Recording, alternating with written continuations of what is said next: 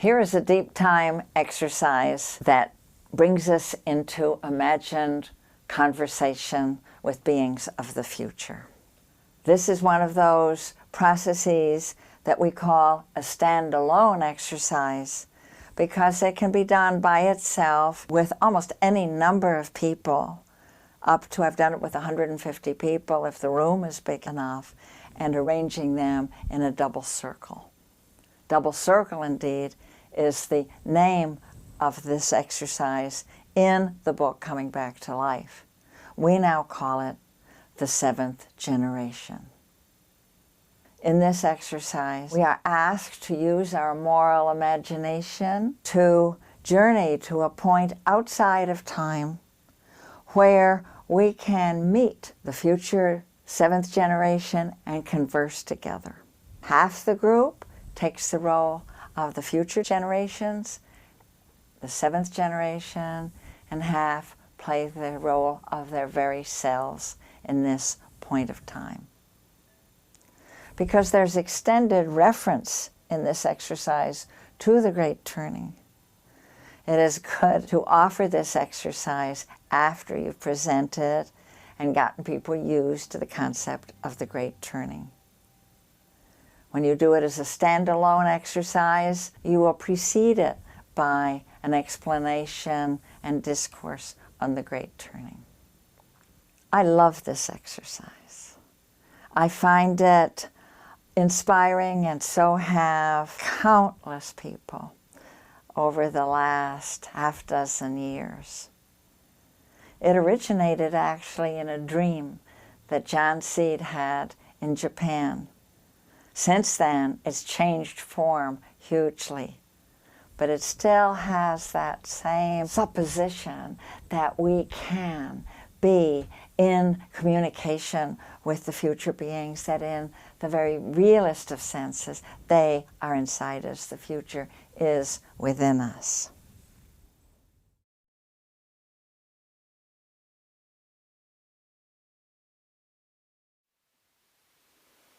This is the double circle, or the exercise with the seventh generation. That means that all of you who are on the outside circle looking in, you are your present day selves. And those of you who are on the inside looking out, you are a human of the seventh generation from now, roughly 200 years. You're living in 2205. If you have done this practice before and are in the same position, you may want to switch. Generations that are separated by 200 years, people living now and people living in the seventh generation in the future, how are we going to meet? Because we're going to have some interchanges. We are going to meet by going to a point outside of time by virtue of the power of our imagination and our sounding. We are going to sound that seed syllable ah, which stands for all that has not yet been said, the voiceless ones, and we're going to ride that sound to a point outside of time where we can meet. After that, the person in front of you, you will see as separated from you by a couple hundred years in real time. But right now we're able to communicate. When we get there, the future generation one, that's you on the inside circle, will have something to say to the present day one. And it includes a question that the present day being will answer.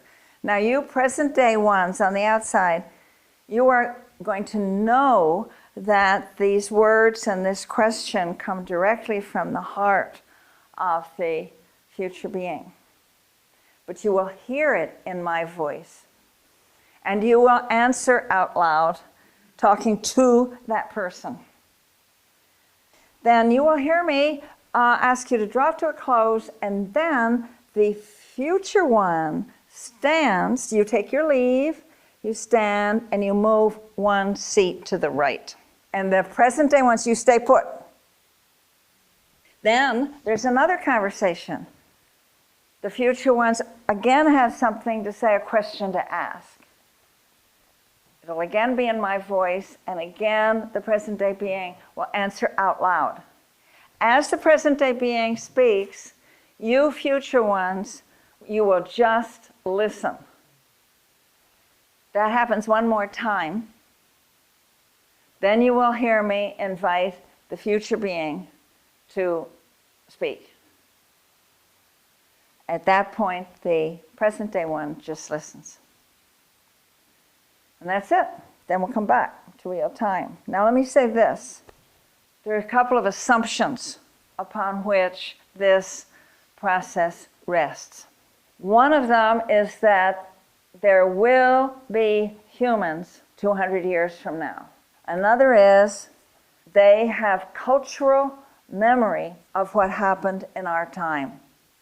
Now this is saying a lot. This means they're not scattered in caves, that they have cultural institutions capable of carrying the memory, a hell of a lot of information about what happened at the beginning of the 21st century. There's also the implication of that if there are humans living in that complex culture with continuity of cultural memory, these are self-sustaining societies, that they have survived the breakup of the industrial growth society and that they are living sustainably. We don't need to know their level of health. We don't need to know how many there are. We don't need to know what their technology is, their transportation, their food. We don't need to know any of that for this process. We don't need to have figured out how long it took. A couple of years, a couple of wars, what have you. We don't need to know the way the industrial growth society broke up, but we know enough about it to know that it can't last 2 more centuries. So that this human culture that has cultural memory of our time is sustainable.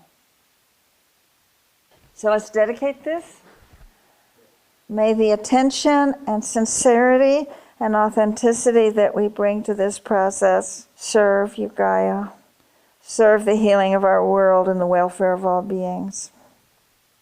So be it. Let's sound and go off to that point outside of time.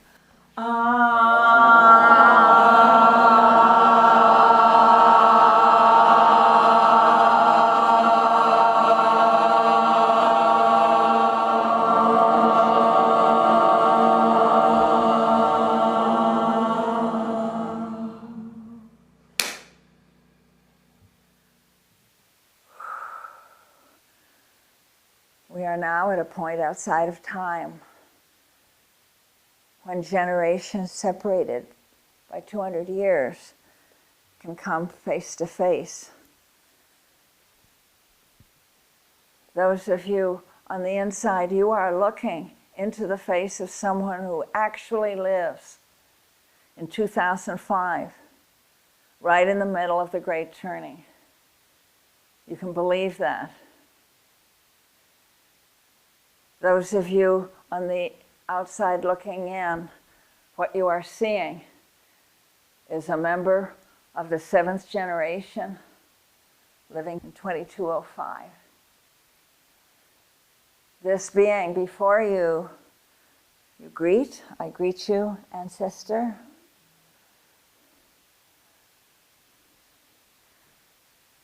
It is amazing to me to be in your presence, ancestor. There are so many stories that we hear about the time of the Great Turning. I try sometimes to imagine what you all must have looked like, faced with such an incredible situation. As a matter of fact, it still stays incredible to me, so I need to ask you. You see, our storytellers, they tell us that in the time you are living, that bombs are being made that can blow up whole cities. They tell us that there are chemicals being produced while people know that they can cripple and kill, and that they're still being made and put into water and food and soil. They tell us that there are people living in your time who are richer than the richest ancient kings, and that there are billions of people without enough to eat, with no fresh water. They tell us that. They tell us that there are whole species of plant and animal life going extinct. Oh, we know about that. Gone is gone. But they tell us that you knew about it too at the time it was happening. So, ancestor, my question to you is this. Is this true, what they tell us? And if it is true, what's it like for you to live with that and know that? Can you tell me?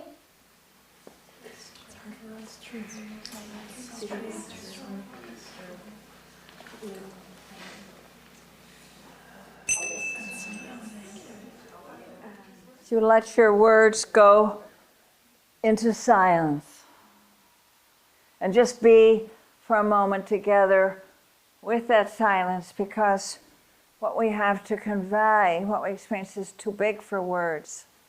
And now you future ones,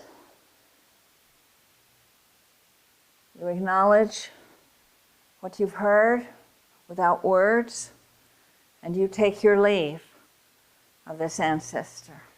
And you move one place to the right. There will again be a question, comments and question from the future being to the ancestor. And let me remind you, seventh generation ones, you future ones, that as the ancestor speaks, you just listen. Your chance to talk will come later. So know that before you is really someone who really, truly lives in the time of the great turning. And you present day ones, you hear this, know that it comes from the heart mind of the being before you. Oh, ancestor, I greet you. It is amazing to me to be in your presence. There are so many tales of what happened in your time. To think that I can actually be face to face with you is wonderful to me. But for all those stories, there's a question in me I want to ask. I hope you can tell me. And it's not about what you did in the great turning, because we know that. There's stories and songs about what you and your friends did. What I want to know is how you got started. What were the first steps you took? It must have been so hard at the beginning. You must have felt isolated.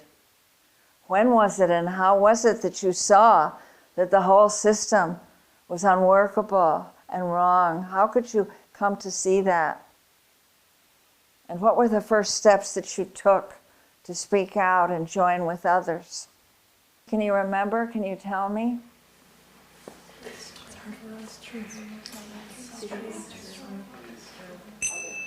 Again, let your words subside into stillness. Silence deep enough to carry the immensity of what you've been through. Now we take our leave, future beings. Acknowledge what you've heard from this ancestor and take your leave and move one place to the right.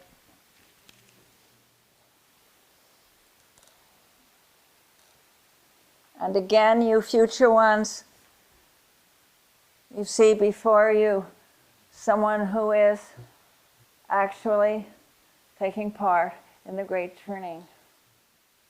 And you, present day ones, here before you is a member of the seventh generation who has this to say to you, which you will hear in my voice and know is through their heart mind Oh, ancestor, I greet you. To actually be in your presence for a moment is an amazing thing to me. There's something I want to ask you. Where did you find the strength to keep on doing what you did? Because that's what mattered. That's become clear. It wasn't so much what you guys did, it's the fact that you didn't stop. You didn't stop. You kept on. And that's what made the Great Turning a reality. That's why it just didn't go away.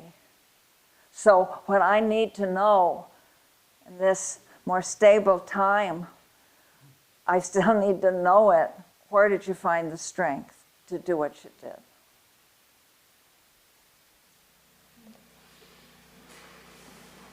It's hard for us to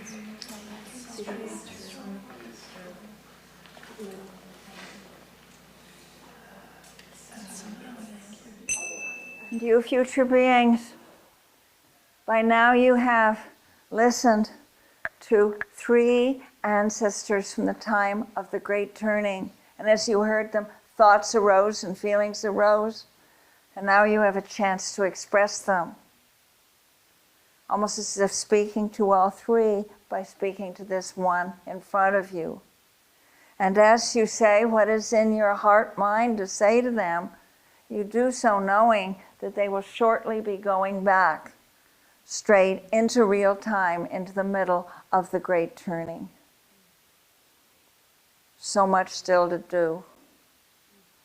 So, what's in your heart mind to say to them?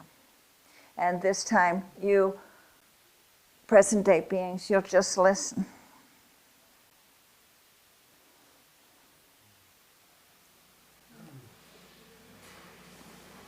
It's hard for us to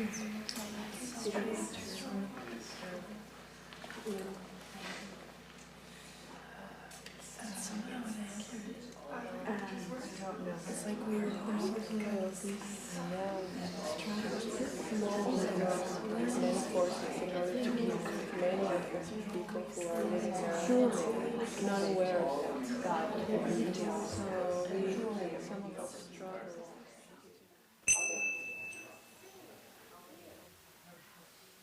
Now you let your words go into silence.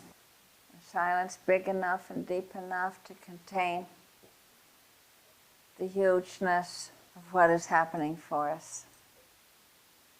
And now you take your leave of each other, because we're going to go back to real time. And we're going to go back the same way we came, by riding on that carpet of sound, the ah. And as we go back on that ah, you future ones, you just can let go of that identity of being the 7th generation, because the truth is, you're in the Great Turning too. You're going back to take part in it too. So let's go back.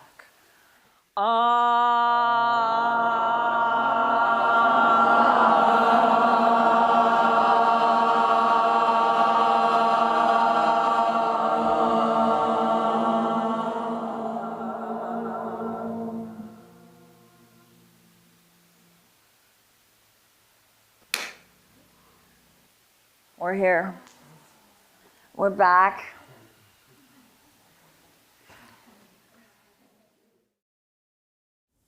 Let me note that this very exercise is described in our book, Coming Back to Life, but under a different name. There it's called the double circle.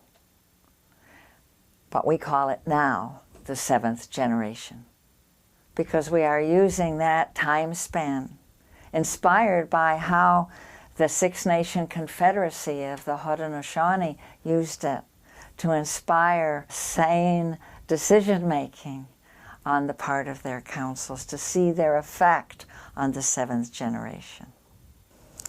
I want to point out also the importance of laying out the assumptions that underlie this work of the imagination in the seventh generation. I invite people to assume that there will be humans 200 years from now for the sake of this process.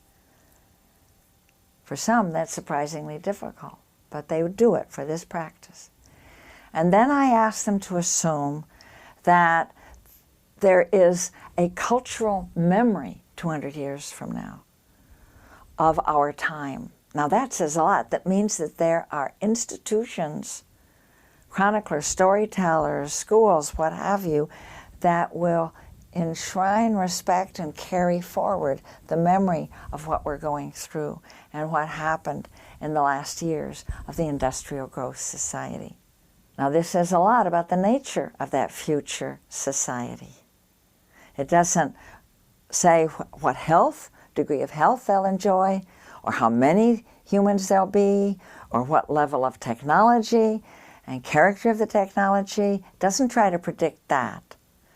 But it does indicate very clearly that they will be a sustainable society, because the industrial growth system is so out of control now that it's laughable indeed to think of it lasting another 2 centuries.